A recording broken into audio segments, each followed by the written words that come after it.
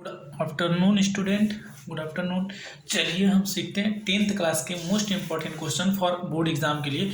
Board exam में ये 2020 का पेपर का क्वेश्चन है, ठीक है। 2020 में ये क्वेश्चन आए हुए थे।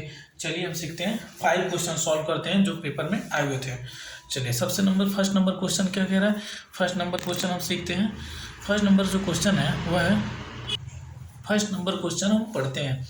If one of the zeros of the quadratic polynomials x square plus 3x plus के इज 2, मतलब किसी क्वाड्रेटिक पॉलिनोमियल्स का जो जीरो है एक, वो है 2। क्या है? 2। तो द वैल्यू ऑफ के, तो के की आप वैल्यू बताओ। ये इक्वेशन है, ये आपके पास क्वाड्रेटिक पॉलिनोमियल्स है, इसमें का इसका जीरो जो दिया है 2 है और आपको के की वैल्यू फाइंड आउट करनी है। के की वैल्यू फाइंड आउट करनी है, ठीक है। चलिए हम सीखते हैं कैसे निकालते हैं। तो इसमें हमारे पे दिया के की वैल्यू, तो आप जानते हो जो सम ऑफ जीरो जो दिया है, मतलब उसका जीरो दे दिया है, तो इसका मतलब इस इक्वेशन में एक्स की वैल्यू पुट करने पे जीरो के बराबर होनी चाहिए ना।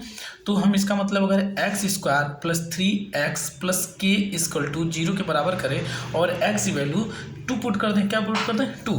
तो क्या हम यहाँ पे 2 का स्क्वायर प्लस 3 इंटू 2 प्लस के इक्वल टू जीरो कर सकते हैं? हाँ कर सकते हैं, क्योंकि इसका जीरो है वो सम उस।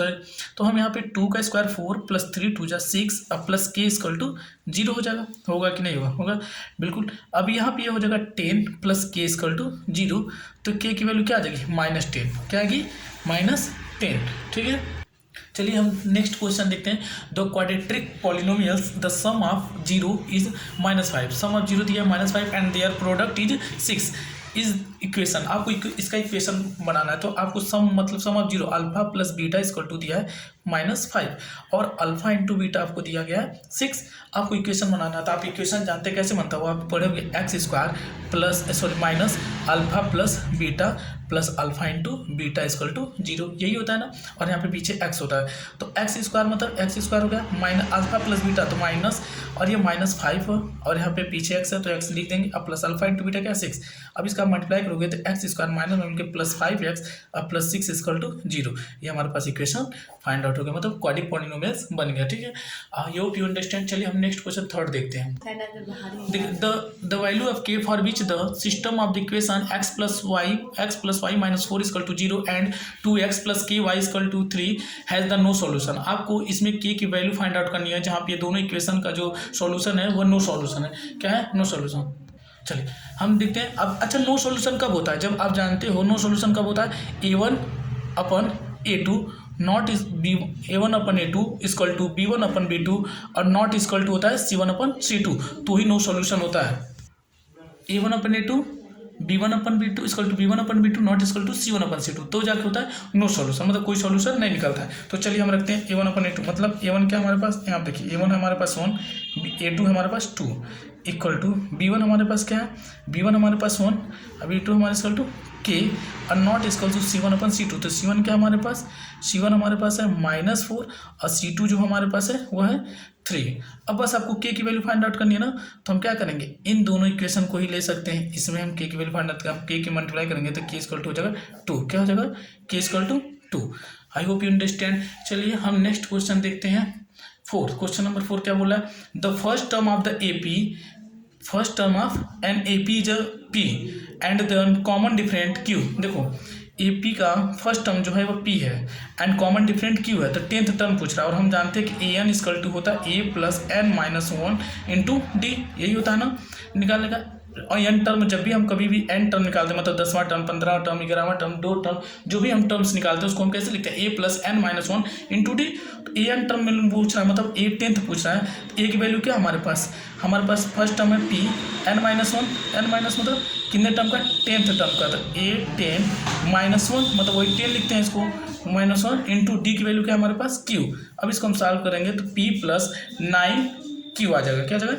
9Q। तो A 10th टर्म क्या आ गया हमारे पास, P प्लस 9Q। क्या आ गया? P plus 9Q। I hope you understand. चलिए हम क्वेश्चन नंबर 5 सॉल्व करते हैं।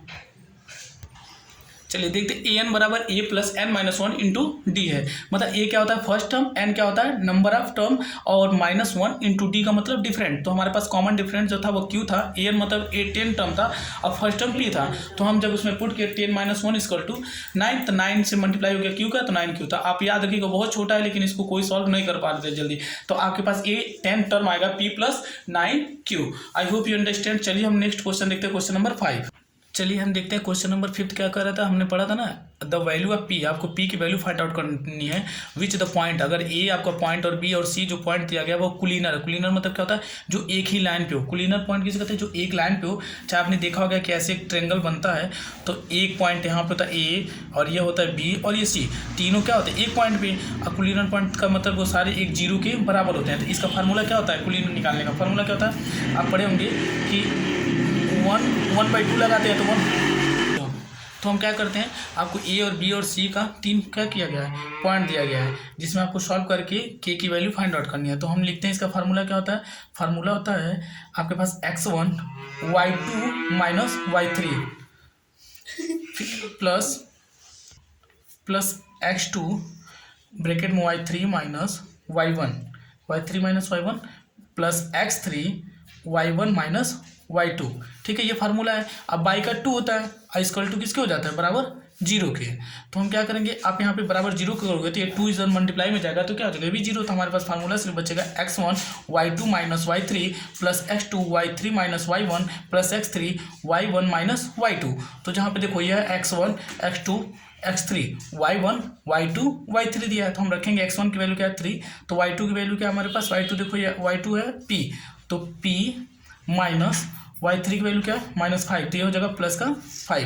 ठीक है, और इसमें प्लस x2 क्या हमारे पास 5, और यहाँ पे रखेंगे y3 मतलब -5 और माइनस y1 रखेंगे 1। फिर हमारे पास प्लस x3 क्या है 7।